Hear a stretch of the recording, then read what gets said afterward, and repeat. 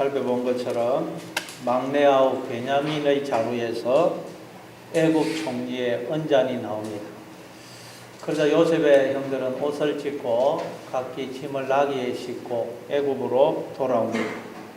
그리고는 유다가 형들을 대표해서 애굽 총리에게 그동안 자기 집안에서 있었던 사정을 이야기하면서 아버지의 생명과 이 아이의 생명이 하나로 묶여 있기에 우리가 이 아이와 함께 가지 아니하면 아버지가 슬퍼하며 서울로 내려가게 될 것입니다. 더 이상 아버지께 죄를 지어 아버지를 슬프게 할 수는 없습니다. 그러니 이 아이 대신 내 생명을 취하시고 이 아이는 그의 형제들과 함께 올려보내 주십시오 하고 간청을 합니다. 여러분, 유다는 동생 요셉을 애굽에 팔자고 제안을 했던 사람입니다. 말하자면 유다는 동생 요셉을 애굽의 노예로 판 장본인입니다. 근데 동생을 그렇게 노예로 팔고는 집에 와서 아버지께는 동생 요셉이 짐승에게 잡혀 죽은 것 같습니다. 그러니까 아버지가 슬픔에서 헤어나오지를 못해요. 그걸 보고 이제 유다는 충격을 받은 것입니다. 아버지가 저렇게 자식들 때문에 슬퍼하는 것이구나. 그래서 유다는 아버지를 볼 때마다 죄책감에 시달렸습니다. 내가 아버지께 큰 죄를 지었구나. 근데 이제 베냐민마저 잃게 되면 아버지 야곱은 슬픔을 이기지 못하고 죽게 될 것입니다. 그러면 유다는 아버지 앞에 영원히 씻을 수 없는 죄를 짓게 됩니다. 그래서 내가 다시는 아버지께 죄를 지을 수 없다. 아버지를 슬픔 가운데 엄부로 내려가게 할 수는 없다 하는 마음으로 애굽의 총리에게 저 아이 대신 내 생명을 취하시고 저 아이는 올려 보내주십시오 하고 간청을 하는 것입니다. 여러분, 누가복음 15장에 나오는 그 탕자의 비유에서도 탕자가 아버지 재산을 들고 먼 타국에 가서 다 허비를 하고 굶주리게 되자 내가 하늘과 아버지께 죄를 지었구나 하는 걸 깨닫게 되죠. 탕자는 비로소 자기가 아버지께 죄를 지었다는 걸 깨닫게 됩니다. 여러분, 우리도 인생을 살고 나면, 신앙생활을 하고 나면 내가 하나님께 죄를 지었구나, 내가 죄인이구나 하는 것을 깨닫고 고백해야 됩니다. 그 고백이 없으면 여러분 인생 거사한 것입니다. 그럼 유다가 도대체 아버지께 무슨 죄를 지었습니까? 탕자가 무슨 죄를 지었죠? 자식을 자기 생명보다 사랑하는 아버지의 마음을 모르는 것. 그게 바로 죄입니다. 죄. 아버지의 생명과 아들의 생명이 하나로 묶여져 있다는 것을 몰랐던 게 죄예요. 여러분, 하나님의 생명과 나의 생명이 하나로 묶여져 있었다는 걸 몰랐던 게 죄예요. 아멘. 다시 말해 하나님의 이 사랑을 깨닫지 못하고 그 사랑을 나와 이웃들에게 행하지 못한 게 죄입니다. 그래서 우리는 하나님 앞에서뿐만 아니라 사람 앞에서도, 남편 앞에서도, 아내 앞에서도, 자녀에게도, 형제에게도, 성도에게도 내가 당신께 죄를 지었습니다. 용서해 주십시오 하고 고백할 수 있어야 됩니다. 사랑하라고 여러분 남편, 아내, 자식을, 이웃을, 성도를 주셨는데 우리가 사랑을 못하지 않았습니까? 그게 죄입니다. 죄. 그런데 이제 유다가 그걸 깨달은 것입니다. 아버지의 마음을 알고 아버지의 마음을 품은 자가 된 것입니다. 그래서 내가 더 이상은 아버지께 죄를 지을 수가 없습니다. 그러니 내 생명을 대신 취하시고 이 아이는 아버지에게로 돌려보내 주십시오. 그럼 우리가 이 마음을 깨닫고 이 마음을 품는 자가 돼요. 아멘. 자, 이게 우리가 지난 시간에 살펴본 내용입니다. 자, 그러자 이렇게 형들의 변화된 모습을 보고 있던 요셉이 어떤 반응을 보이느냐. 우리 한번 1절, 2절을 읽어보겠습니다. 1절, 2절 같이 읽습니다. 시작. 요셉이 시종하는 자들 앞에서 그 정을 억제하지 못하여 소리질러 모든 사람을 자기에게서 물러가라 하고 그 형제들에게 자기를 아리니 그때에 그와 함께한 다른 사람이 없었더라. 요셉이 큰 소리로 우니 애굽 사람에게 들리매 달로의 궁중에 들리더라. 형들의 모습을 보고 있던 요셉은 더 이상 북받치는 감정을 억제할 수가 없어서 시종들에게 큰 소리로 내 앞에서 모두 물러가라 그럽니다. 시종들이 다 떠나고 이제 요셉과 형제들만 남자 갑자기 요셉이 큰 소리로 울기 시작합니다. 전에 개역 성경은 요셉이 방성되고 가니 그렇게 번역을 했는데 이번 개정 성경은 요셉이 큰 소리로 우니라고 번역을 했습니다. 어쨌든 요셉의 울음소리가 얼마나 컸던지 밖에 있던 애굽 사람들과 바로의 궁전에까지 요셉의 이 통곡 소리가 들렸다고 그래요. 얼마나 소리가 컸던지. 이 말은 말하자면 요셉의 울음소리가 온 세상에 울려 퍼졌다는 말이에요. 온 세상에. 자, 여러분이 요셉의 심정이 이해가 되십니까? 가만히 한번 여러분이 생각을 해보십시오. 요셉이 왜 이렇게 울었을까? 요셉은 어렸을 때 착하고 순수하고 아버지와 형들을 너무도 사랑하며 꿈이 많았던 소년이었습니다. 그런데 형들은 요셉이 꿈을 말하는 것을 듣고는 저놈이 아버지의 재산을 독차지하려고 저러는 모양이다 오해를 하고는 요셉을 미워합니다. 그래서 형들의 안부를 알아보고 오라는 아버지의 심부름으로 자기들을 찾아온 요셉을 형들은 옷을 벗기고 노예로 팔아버렸습니다. 요셉은 자기가 너무도 사랑하는 형들에 의해서 애굽의 노예로 팔려가게 된 것입니다. 애굽의 노예로 팔려가던 어린 요셉은 얼마나 두렵고 무섭고 불안했을까요? 노예로 지나는 동안에도 요셉은 아버지와 형들이 너무나 보고 싶었고 오매불망 하루속히 집에 돌아가기만을 소망하며 살았을 것입니다. 그래서 어린 아이가 저 이국의 노예로 팔려갔으니 요셉의 유일한 꿈은 하루속히 집에 돌아가는 것이었습니다.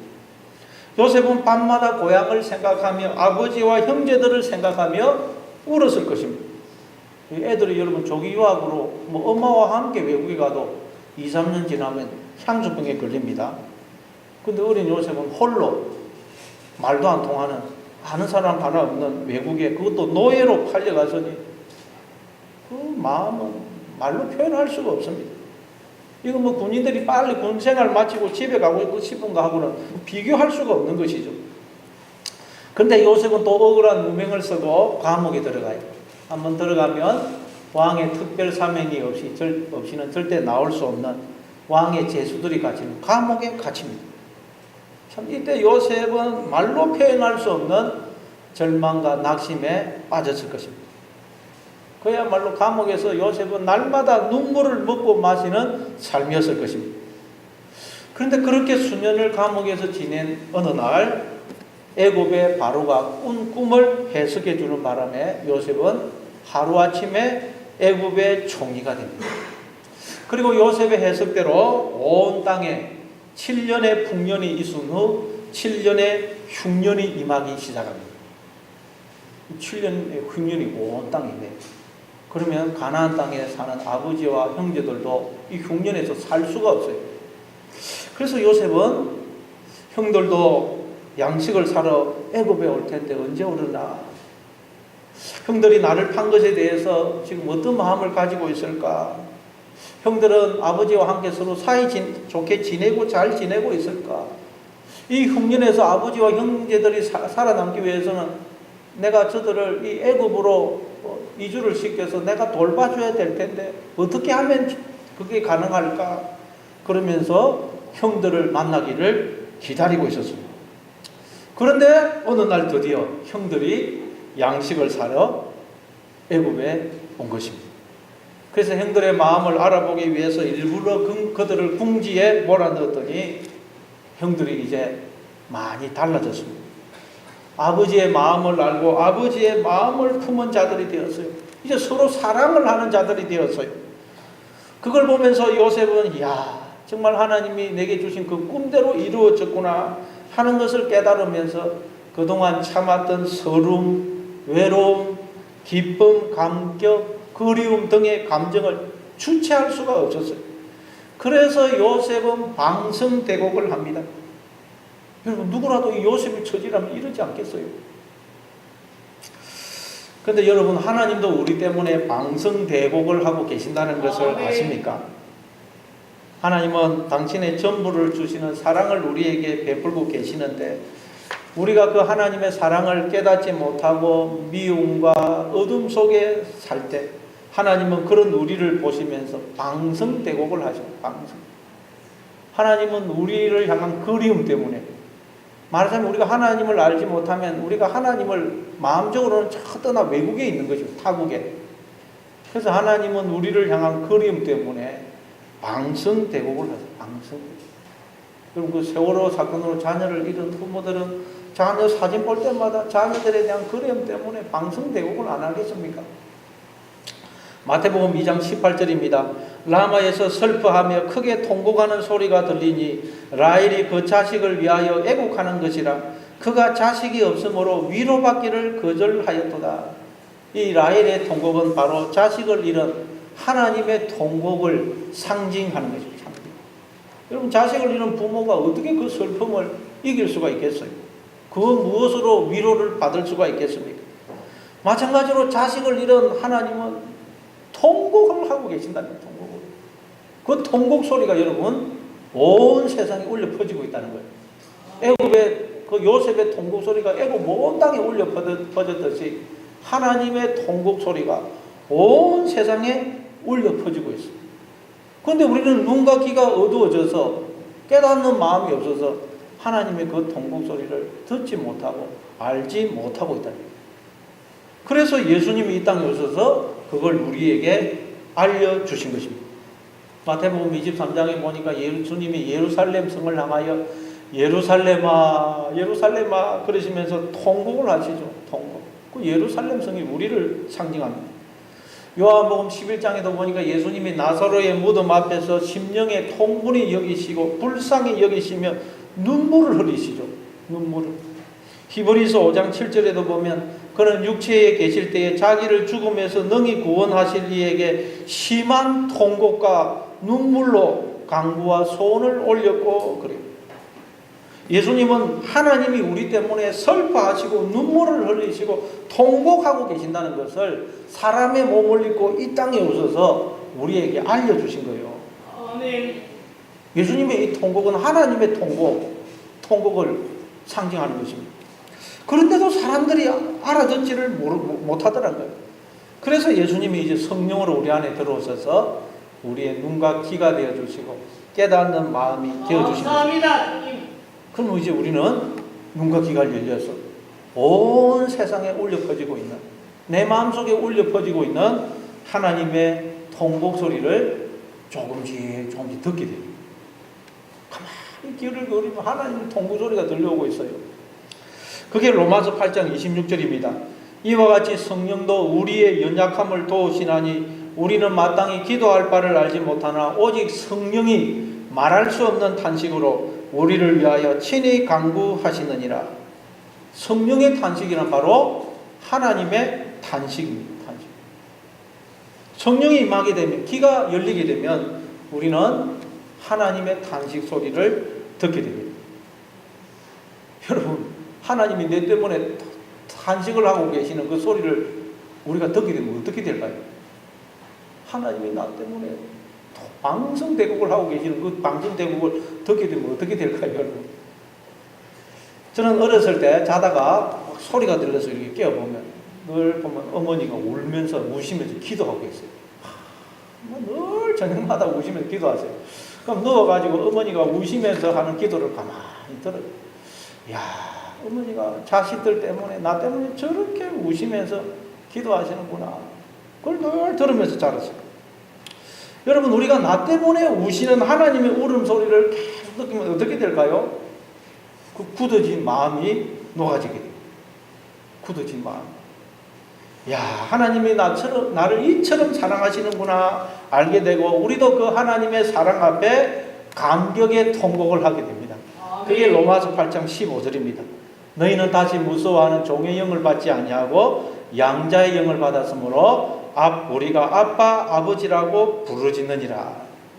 우리가 이 하나님의 통곡 소리를 듣게 되면 하나님 어떻게 저 같은 죄인을 이처럼 사랑해 주시는 것입니까? 하고 우리도 기쁨과 감격에 통곡을 하게 되는 것입니다. 아멘. 그때 우리 속에 있던 모든 상처가 치유되고 하나님과의 관계가 회복이 되는 것입니다.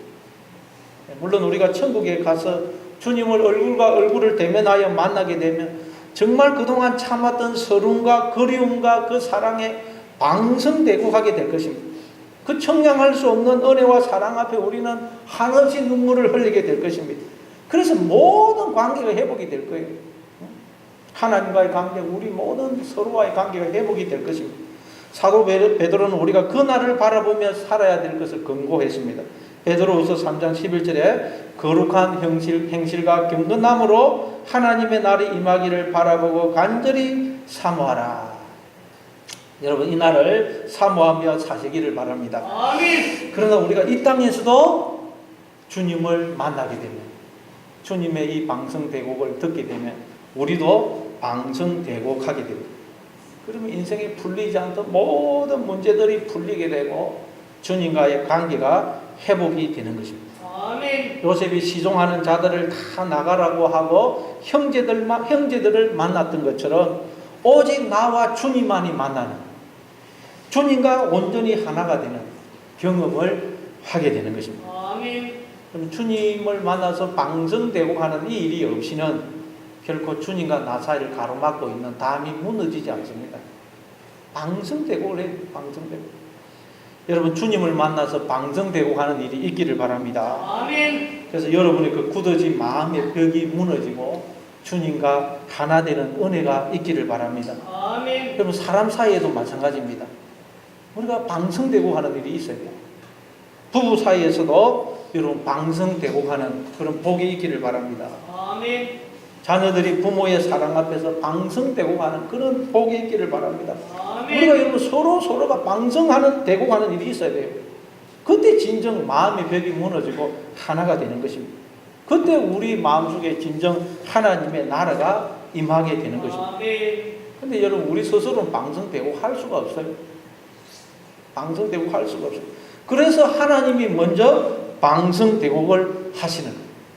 하나님의 그 방성대곡이 내 안에 울려 퍼져서 나도 방성대곡을 토해낼 때, 아빠, 아버지하고 부르짖게 될 때 하나님의 나라가 내 안에 온전히 임하게 되는 것입니다. 아멘. 그러나 우리가 처음에는 이 하나님의 단식을 잘 이해를 못해요. 요셉의 형들도 갑자기 애굽의 총리가 시종들을 물리고는 방성대곡을 합니다. 아니 애굽의 총리가 우리 앞에서 왜 저러나? 이건 또 무슨 의도인가? 애굽의 총리가 또 무슨 일을 꾸미려고 저러나? 요셉의 방성대국 앞에서 형들은 너무나 불안하고 어색하고 당황했을 것입니다. 여러분 우리도 마찬가지예요. 우리가 하나님을 알기 전에는, 하나님의 뜻과 마음을 알기 전에는 하나님의 방성대국을 들어도 그게 하나님이 나 때문에 우시는 것임을 잘 알지 못해요. 내 인생에 일어나는 여러 가지 일들이, 내 마음속에서 일어나는 여러 가지 감정들이 하나님의 방성대곡임을 알지를 못해요. 그래서 우리는 무슨 일이 일어날 때마다 불안하고 긴장이 됩니다. 긴장. 그래서 불안해하고 당황하는 형들에게 요셉이 자기를 밝힙니다. 3절입니다. 3절 같이 읽습니다. 시작. 요셉이 그 형들에게 이르되 나는 요셉이라 내 아버지께서 아직 살아 계시니까 형들이 그 앞에서 놀라서 대답하지 못하더라. 이제까지 곁에 통역을 두고 애굽 말로만 이야기하던 애굽 총리의 입에서 갑자기 히브리 말, 자기들이 쓰고 있는 히브리 말이 튀어나왔어요. 형님들, 제가 바로 요셉입니다. 애굽 총리의 입에서 바로 이 말이 튀어나왔어요. 형들은 자기들의 길을 의심할 수밖에 없는 청청병력 같은 말을 애굽 총리의 입에서 듣게 됩니다. 지금 여러분 이 애굽 총리에게 형들의 모든 생사의 여탈권이 지금 달려 있어요. 죽고 사는 거 지금 애굽 총리에게 달려있는데 이 애굽 총리가 갑자기 시종들을 다 물리고는 통곡을 하더니 자기들에게 형님들 제가 바로 요셉입니다. 그러니 여러분 이 형들이 얼마나 놀랐겠어요. 너무 놀라서 입이 다물어져 버렸어요. 말 한마디 할 수가 없어요. 무슨 말을 하겠어요? 여기서 우리가 알게 되는 것은 요셉은 형들을 알았지만 형들은 요셉이 자기들 앞에 있었지만 몰랐다는 사실이에요. 요셉이 형들 때문에 통곡을 하는데도 자기들 때문에 통곡을 하는지도 모르고 아무것도 몰라요. 요셉이 형들에게 형님들 저 요셉입니다 밝히니까 비로소 알아요.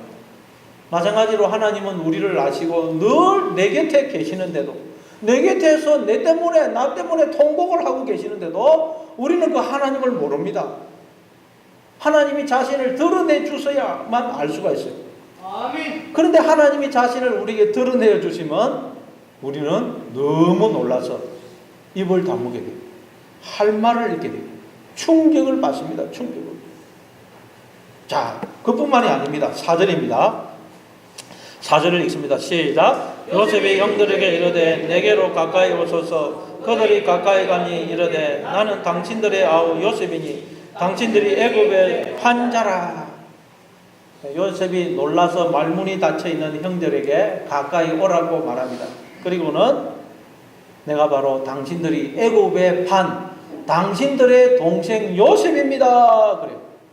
내가 바로 당신들이 애굽의 판, 당신들의 동생 요셉입니다. 그래요. 그렇지 않아도 형들은 지금 궁지에 몰려서 자기들이 그 요셉을 판 그 죄를 떠올리고 괴로워하고 있어요. 그런데 자기들 앞에 서 있는 애굽 총리가 내가 바로 당신들이 애굽의 판, 당신들의 동생 요셉입니다. 그래요.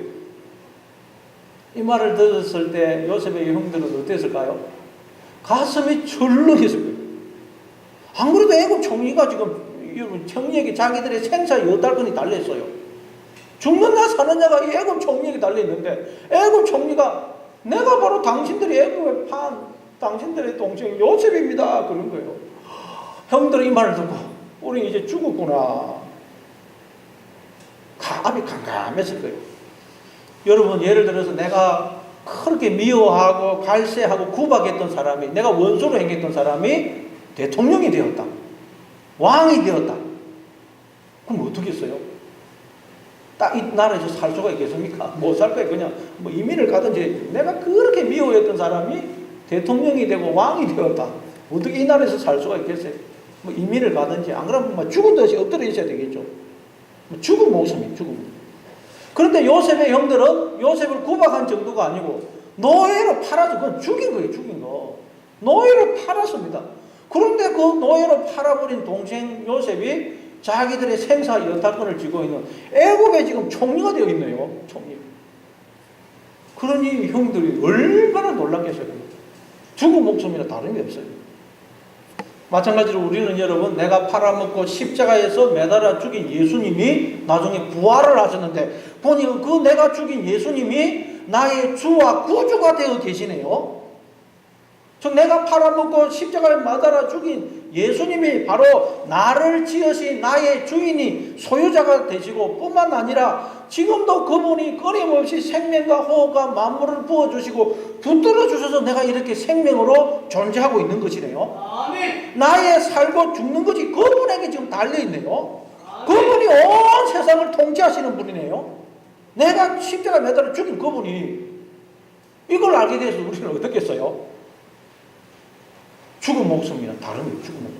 할 말을 잃게 돼요. 그러니까 여러분 우리가 다른 사람에 대해서 이렇게 저렇게 이야기를 하고 뭐 빈정되는 말을 하고 판단하고 정죄하고 큰 소리 치고 이런 사람은 사실 주님을 만나지 못한 사람이에요. 주님을 만난 사람이 뭐 다른 사람이 이렇게 저렇게 할 말 그럴 여유가 없어요. 여유가. 죽은 목숨이나 다름이 없거든요. 그래서 요한계시록 11장 17절에 보니까 사도 요한이 부활하신 주님을 만나게 되죠. 어떻게 됩니까? 내가 볼 때에 그의 발 앞에 엎드려져 죽은 자같이 되매. 죽은 자처럼 돼. 죽은 자. 내가 십자가에 매달아 죽인 예수가 부활을 하셨는데 보니까 주가 되세요. 주가 되신다는 말은 나의 주인이 소유자가 되시고 통치자가 되신다는 말이에요. 내 생명이 나라는 좀 내 게 아니에요. 주님의 것이에요. 주님이 내 주인 소유자예요. 내 생명이 나라는 존재가. 그래서 우리가 하나님을 알게 되면 하나님의 얼굴을 보게 되면 맨 처음 나타나는 반응이 죽은 자처럼 돼. 죽은 자처럼. 이럴 수가. 이럴 수가. 출애굽기 33장에도 보니까 모세가 하나님께 하나님 주의 영광을 내게 보여주십시오. 그런 말을 하죠. 그 말은 주님의 얼굴을 보여달라는 말이에요. 도대체 주님이 어떤 분이신지 하나님과 내가 어떤 관계에 있는지 좀 한번 알려주십시오. 그 말이에요. 그러니까 하나님께서 뭐라 그래요? 네가 내 얼굴을 보지 못하더니 나를 보고 살 자가 없음이니라 그랬어요. 그리고는 모세를 반석의 그 틈에 넣고는 손으로 모세를 덮고 지나가십니다. 지나갈 때 손으로 덮어요. 그리고 지나가시고 나자 손을 들어요. 그러니까 그래서 모세가 하나님의 얼굴을 못 보고 뭐만 봅니까? 등만 봐요. 등만. 그러니까 우리가 하나님의 얼굴을 보면 죽게 된다는 거예요. 죽게.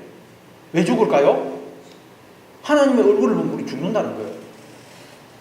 여러분 성경에서 죽음은 뭘 의미한다 그랬죠? 자꾸 우리가 육체적 죽음만 생각하면 여러분 성경을 해석을 못합니다. 성경에서 말하는 죽음은 이 나라는 존재가 내 것이 아닌 것으로 드러나서 나라는 존재를 빼앗기는 걸 의미한다 그랬죠? 그러니까 하나님이 얼굴을 드러내시면 도대체 하나님과 내가 어떤 관계에 있는지를 하나님이 알려주시면 어떻게 되느냐? 알고 봤더니 이 내게 있는 생명이 나라는 존재가 내 것이 아니에요. 아멘. 하나님이 당신의 생명을, 당신의 존재를 잠시 나에게 새로 주신 거예요. 주신 거. 그래서 하나님 얼굴을 대서 내 생명이 나라는 존재가 내 것이 아니네 알게 돼요. 그게 죽음이에요. 죽음. 그걸 두고 네가 내 얼굴을 보지 못하니 나를 보고 살 자가 없음이니라 그런 거예요. 하나님이 얼굴을 드러내시면 하나님께서 하나님과 우리가 내가 어떤 관계에 있는지를 보여주시면 우리는 내 생명이 내 것이 아니라는 거지. 나라는 존재가 내 것이 아니라는 것이 드러난다는 말이에요. 아멘. 그래서 우리가 하나님 만나면 죽은 자처럼 죽은 자. 그래서 누가복음 12장에도 보면 예수님이 한 어리석은 부자의 비유를 말씀하시죠. 그 부자가 한 해는 농사를 지었더니 대풍년이에요. 그래서 부자가 속으로 야, 이거 고기 쌓을 곳이 없는데 어떻게 할까? 이렇게 해야 되겠다. 고가를 헐고 새로 고가를 크게 짓고 거기에다가 곡식과 여러 물건들을 쌓아 놓아야 되겠다. 그리고 내가 내 영혼에게 이러기를 내 영혼아 여러 해 쓸 물건을 많이 쌓아두었으니 평안히 쉬고 먹고 마시고 즐거워하리라. 그래야 되겠다. 그래. 그래서 하나님께서 그 부자를 향해 뭐라 그러십니까? 어리석은 자여 오늘 밤에 네 영혼을 도로 찾으리니 그러면 네가 준비한 것이 누구의 것이 되겠느냐 그래요. 너 영혼을 도로 찾는다는 거예요. 영혼이 포식입니다. 우리의 자아, 목숨, 영혼 그런 뜻이에요. 여러분 그 자아 그게 포식해요. 창세기 2장 7절에서 하나님이 땅의 흙으로 사람을 지으시고 그 코에 생기를 불어넣으시니까 사람이 생명이 되더라고요. 그 생명. 이제 우리가 자아의식이 생겨서 생각하고 감정을 느끼고 판단하고 하나님 비슷하게 흉내내면서 살아가는 그리고 우리의 자아 그걸 내폐시 포식해라 그래요. 근데 그걸 하나님이 도로 찾으시겠다는 거예요. 그러면 우리의 이 여러분 생명이 자아가 영혼이 원래 누구의 것이었다는 말입니까? 하나님의 것이었다는 말이에요. 도로 찾는다는 말은 내 것이 아니었다는 말이에요. 우리의 생명이 이 나라는 존재가 우리의 영혼이 하나님의 것이었다는 거예요. 그 찾는다는 말은 하나님이 진짜 가져간다는 말이 아니고 그걸 깨닫게 해주시는 거예요. 아, 내 생명이 나라는 존재가 내 것이 아니구나. 하나님의 것이구나. 그걸 깨닫게 돼요. 아멘. 그러면 여러분 너가 준비한 것이 누구의 것이 되겠냐? 누구의 것이 되겠어요? 하나님의 것이 돼요. 알고 봤더니 뭐 내가 만드는 그 곡식들 그거 쌓았는데 그거 다 하나님이 주신 거예요. 하나님이 주신 것을 내가 만든 뭐 곳이냐 그걸로 내가 나의 자아라는 걸 쌓고 확 지은 거예요. 알고 봤더니 다 하나님이 주신 거예요. 하나님이. 아멘. 그래서 네가 준비한 것이 네 것이 되거든요. 하나님의 것임이 드러나는 하나님의 것이. 이게 성경이 말하는 죽음이에요. 나의 옛사람의 죽음. 즉 이게 자기 부인입니다. 자기 부인. 그러니까 우리는 다 이 죽음을 경험을 해야 돼요. 이 죽음을. 그러면 우리가 육으로 죽고 영으로 부활하는 거예요. 그 사람은 죽고 옛사람은 죽고 이제 하나님 없이 살던 옛사람은 죽고 하나님과 함께 살아가는 새 사람으로 하나님의 자녀로 우리가 부활을 하는 거예요. 부활. 그래서 요한계시록 1장 17절에도 보면 사도 요한이 부활하신 주님을 보고 죽은 자처럼 되어서 엎드려져 있으니까 예수님이 오른손을 사도 요한에게 얹으시고는 이르시되 두려워하지 말라 나는 처음이요 마지막이니 곧 살아있는 자라. 내가 전에 죽었으노라. 볼지어다 이제 세세토록 살아있어 사망과 엄부의 열쇠를 가져노니. 그런 거예요. 이 말은 걱정하지 마. 너의 생명과 나의 생명은 연결되어 있어. 내가 너로 하여금 나의 모든 생명과 복에 참여하도록 하기 위해서 내가 내 생명을 부어서 너를 창조한 거야. 그니 아무것도 두려워하거나 염려하지 마. 그러시는 것입니다. 그래서 지금 요셉도 두려워하고 있는 형들에게 뭐라 그러느냐. 우리 한번 5절을 읽어보겠습니다. 5절. 5절 읽습니다. 시작. 당신들이 나를 이곳에 팔았다고 해서 근심하지 마소서. 한탄하지 마소서. 하나님이 생명을 구원하시려고 나를 당신들보다 먼저 보내셨나이다. 예, 분명히 형들이 요셉을 애굽에 팔았습니다. 근데 요셉은 그걸 어떻게 해석을 합니까? 형들이 나를 애굽에 판 것이 사실이지만 그 일은 하나님이 개입하셔서 일어난 일입니다. 아멘. 하나님이 생명을 구원하시려고 그렇게 하신 하나님의 섭리였고 하나님의 계획이었고 하나님의 경륜이었습니다. 그러니 그 일로 근심하지 마십시오. 자신을 탓하지 마십시오. 그래. 요셉은 가장 비참하고 불행한 사건을 하나님이 하신 사건으로 바꿔버려요. 아멘. 견딜 수 없는 사건, 지워버리고 싶은 사건, 결코 잊을 수 없는 사건을 요셉은 축복의 사건으로 바꿔버립니다. 어떻게 해서 그렇죠? 하나님을 알게 되니까, 하나님의 마음을 알게 되니까, 하나님의 얼굴을 보게 되니까 요셉이 이렇게 해석을 하게 됩니다. 여러분에게 불행한 사건, 견딜 수 없는 사건, 잊을 수 없는 사건이 있습니까? 도무지 용서가 안 되는 그런 사건이 있습니까? 그게 여러분 하나님께서 개입하셔서 일어난 사건이다. 아멘.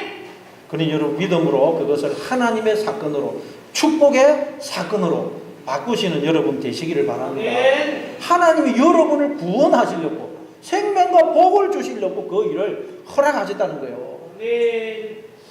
그러니까 우리 성도에게 일어나는 일 중에 은혜 아닌 것이 없고 복 아닌 것이 없습니다. 그래서 사도 바울은 이렇게 고백을 했죠. 우리가 알거니와 하나님을 사랑하는 자 곧 그 뜻대로 부르심을 입은 자들에게는 모든 것이 합력하여 선을 이루느니라. 아멘. 여러분이 살아온 그 인생을 두고 후회하거나 한탄하지도 마시기 바랍니다. 아멘. 내가 그때 왜 그런 선택을 했을까? 내가 왜 이 사람하고 결혼을 했을까? 내 인생은 왜 이럴까? 나는 왜 이렇게 지지해도 복이 없을까? 자신의 인생에 대해서 후회하지도 한탄하지도 마시기 바랍니다. 아멘. 하나님이 나를 구원하시려고, 내 가족을 구원하시려고, 나에게 생명과 복을 주시려고 내 인생에 개입하시고 간섭하시고 그렇게 이끌어 오신 거예요. 아멘. 자, 계속해서 요셉이 뭐라 그러냐?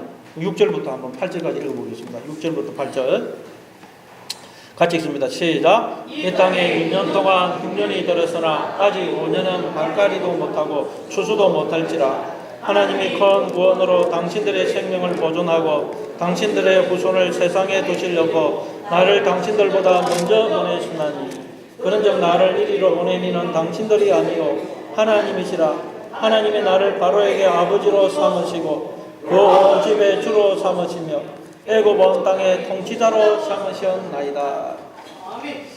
요셉은 하나님이 왜 자신을 애굽에 그렇게 보내셨는지를 좀 더 자세하게 해석을 합니다. 흉년이 지금 2년째인데 앞으로 5년간 더 이어질 것입니다.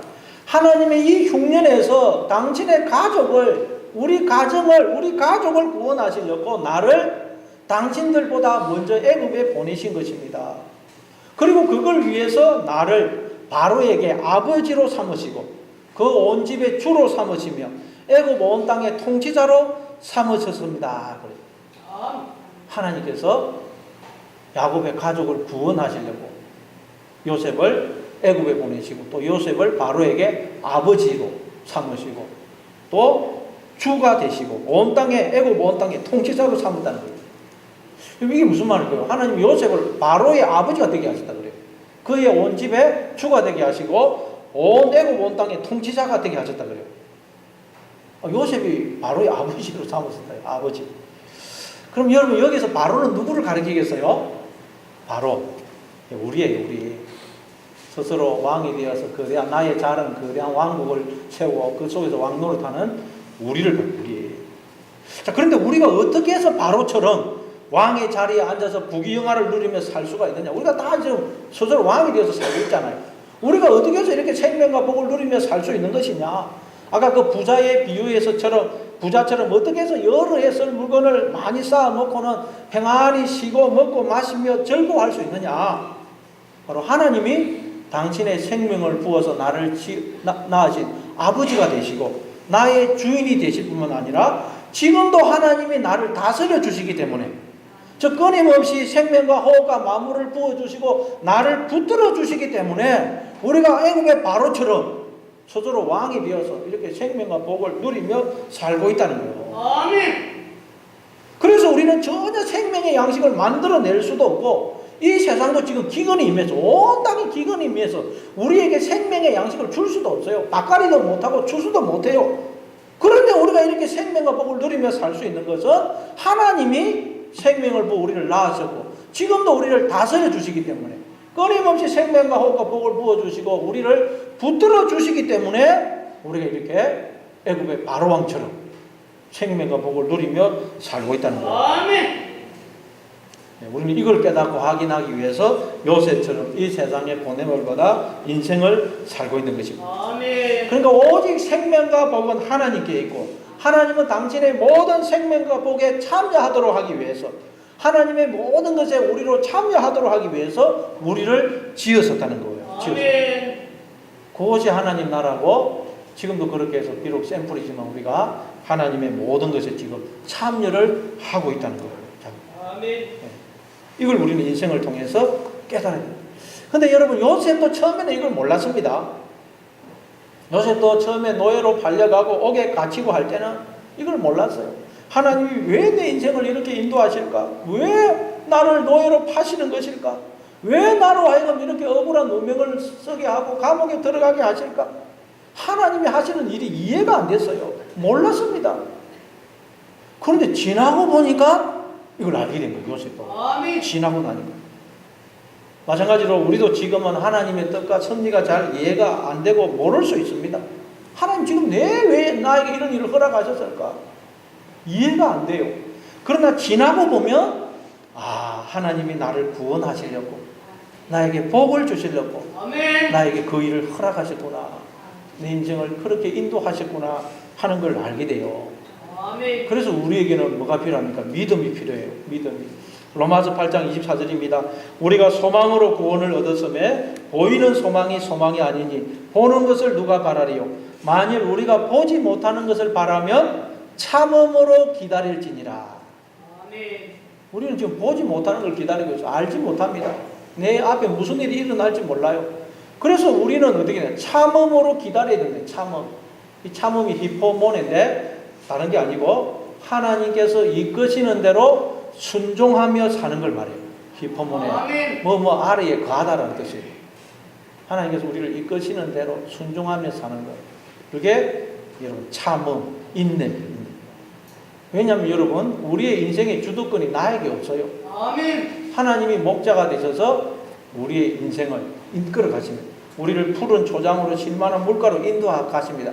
그런데 하나님은 우리가 원하는 그런 넓은 길로 이끌어 가시지 않을 때가 많습니다. 그래서 우리는 하나님이 왜 넓은 길을 놔두고 나를 이렇게 좁은 길로 고난의 길로 이끄실까 이해가 안 돼요. 하나님이 나를 버리셨는가? 하나님이 나를 사랑하시지 않는 것인가? 도대체 하나님이 왜 이러실까? 이해가 안 될 때가 많습니다. 그러나 지나고 나면 안다는 거예요. 지나고 나면. 아멘. 하나님이 이래서 내게 병을 주셨고 하나님이 이래서 나에게 실패를 주셨고 하나님이 이래서 내 계획과 뜻이 실패하게 하셨고 이래서 나에게 고통을 주셨고 이래서 나를 낮춰줬구나. 아멘. 결국은 나를 구원하시려고 결국은 나에게 생명과 복을 주시려고 결국은 나로 하여금 하나님의 모든 것에 참여하게 하시려고 그 일을 허락하셨고 내 인생을 이끄신 것이구나 하는 것을 알고 고백하게 되는 것입니다. 아멘. 우리가 여러분 폼나게 하나님께 돌아오면 얼마나 좋겠어요. 그러나 여러분 우리는 엉덩이를 걷어차이고 매를 맞아야 겨우 정신을 차리고 돌아오는 사람들 아닙니까? 얻어맞고 깨지고 상처받고 어려운 일을 겪고 나서야 겨우 자기 자신과 하나님에 대해서 눈을 뜨는 것이 우리 인간입니다. 아멘. 우리 인간은 그 정도로 어리석고 미련한 존재들, 미련한 존재.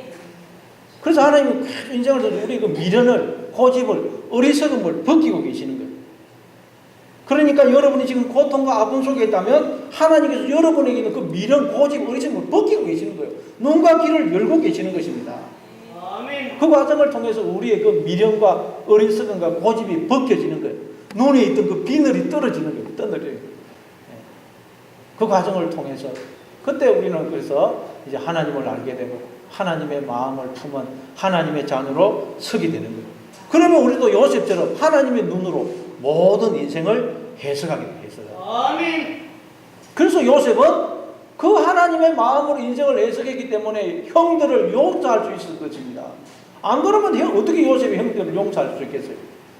하나님의 마음으로 인생을 해석하니까 비로소 요셉은 형들을 용서할 수 있었고 사랑할 수 있었던 거예요. 자, 우리 한번 9절부터 11절까지 읽어보겠습니다. 9절부터 11절. 자, 같이 읽습니다. 시작. 당신들은 속히 아버지께로 올라가서 아뢰기를 아버지 아들 요셉의 말에 하나님이 나를 애굽 전국의 주로 세우셨으니 지체 말고 내게로 내려오사 아버지의 아들들과 아버지의 손자들과 아버지의 양과 소와 모든 소유가 고센 땅에 머물며 나와 가깝게 하소서. 흉년이 아직 5해가 있으니 내가 거기서 아버지를 복양하리이다. 아버지와 아버지의 가족과 아버지께 속한 모든 사람에게 부족함이 없도록 하겠나이다 하더라고 전하소서. 아멘. 요셉은 형들에게 속히 아버지께로 올라가서 자신들이 보고 들은 사실을 아버지께 전하여 아버지로 하여금 가족들을 데리고 이 애굽 땅으로 자기에게로 오도록 합니다. 그래서 가족들을 고센 땅에 거주하게 하면서 자신이 가족을 복양하겠다고. 애굽은 여러분 전국토의 95%가 사막입니다. 사막. 근데 약 5%의 비옥한 땅이 있는데 그게 바로 고센 지역이에요. 고센 지역. 근데 요셉은 자신의 가족을 그 고센 땅에 머물게 하면서 복양하겠다 그래요. 그럼 여러분 요셉이 가족을 애굽에 보는 것은 애굽의 가장 좋은 땅, 가장 좋은 것을 주기 위해서입니다. 마찬가지로 하나님이 우리를 부르신 목적은 하나님의 가장 좋은 것을 우리에게 주시기 위해서입니다. 감사합니다. 그런데 지금도 사실은 하나님은 우리에게 가장 좋은 것을 주고 계십니다. 지금의 내 모습, 내 남편, 내 아내, 내 자녀, 내가 처한 환경과 여건, 직장, 건강, 물질, 지금 내한테 가장 좋은 거예요. 그게 가장 좋은 거예요. 하나님은 가장 좋은 것으로 주고 계시고 또 앞으로 주실 것입니다. 아멘. 그런데 우리가 그걸 모르고 있는 것입니다. 또 우리 한번 12절부터 우리 한번 15절까지 읽어보겠어요. 12절부터 15절 같이 읽습니다. 시작. 당신들의 눈과 내 아우 베냐민의 눈이 보는 바 당신들에게 이 말을 하는 것은 내 입이라. 당신들은 내가 애굽에서 누리는 영화와 당신들이 본 모든 것을 다 내 아버지께 아뢰고 속히 모시고 내려오소서 하며 자기 아우 베냐민의 목을 안고 오니 베냐민도 요셉의 목을 안고 오니라. 요셉이 또 형들과 입맞추며 안고 오니 형들이 그제서야 요셉과 말하니라. 아멘. 요셉은 형들에게 당신들에게 이 말을 하는 것은 내 입입니다. 그럽니다. 당신들에게 이 말을 하는 것은 내 입이라. 그 말은 애굽의 총리 내가 직접 하는 말이기 때문에 내가 지금 하는 모든 약속을 반드시 지킬 것입니다. 그러니 아무것도 염려하지 말고 내 말대로 순종하십시오 라는 말이에요. 그렇죠? 여러분 어떻게 온 가족을 이끌고 애굽이라는 그 외국 땅에 온 가족을 이끌고 이민을 갈 수가 있겠어요? 거기 땅 한 평 있습니까? 거기 가서 뭐 해먹고 살 거예요? 온 가족을 이끌고 뭘 믿고 거기에 가서 살 수가 있겠어요? 말도 안 통하고. 그래서 요셉이 그런 거예요. 내가 지금 말을 하니까 내가 반드시 지킬 것입니다. 애굽의 총리 내가 말을 하니까 반드시 지킬 것이니까 걱정하지 말고 내 말대로 하십시오. 마찬가지로 성경에 보면 여호와가 말씀하시느니라 또는 여호와의 말씀이니라 또는 여호와의 말씀이 누구에게 임하니라 그런 말씀이 계속 나오죠. 여호와가 말씀하시느니라. 여호와가 말씀하시느니라. 반복해서 나와요. 그 말은 성경에 나오는 모든 약속들은 하나님이 친히 나에게 하신 말씀이기 때문에 하나님께서 반드시 지키신다는 거예요. 아멘. 그러니 조금 더 두려워하거나 의심하지 말라는 거예요. 여러분의 인생에 대해서 조금 더 의심하지 말라는 거예요. 하나님이 친히 하신 말씀이기 때문에 반드시 지킨다는 거예요. 그런데 마귀는 자꾸 우리로 하여금 하나님의 말씀을 의심하게 만들어요. 마태복음 4장에도 보니까 마귀가 예수님께 와가지고 네가 만일 하나님의 아들이거든 이 돌들을 명하여 떡덩이가 되게 하라 그러죠. 네가 하나님만 믿고 어떻게 살 수 있느냐. 네 스스로 떡을 만들어서 먹고 살라는 말이에요. 그러니까 예수님이 신명기 8장 말씀을 인용하시면서 기록되었으되 사람이 떡으로만 사는 것이 아니요 오직 하나님의 입으로부터 나오는 모든 말씀으로 살 것이니라 하였느니라 그러면서 마귀의 시험을 물리치시죠. 우리가 떡으로만 사는 게 아니다. 그 말은 떡이라는 것은 여러분 우리가 만들어낸 걸 말합니다. 이 세상 그냥 우리가 그냥 존재하거나 우리가 만들어낸 걸 말합니다. 그것으로 우리는 사는 게 아니고 여호와의 입에서 나오는 말씀으로 산다는 거예요. 여러분 성경에서 하나님의 말씀이라고 하면 두 가지 의미가 있습니다. 첫째는 하나님으로부터 우리에게 부어지는 모든 생명과 복을 상징해요.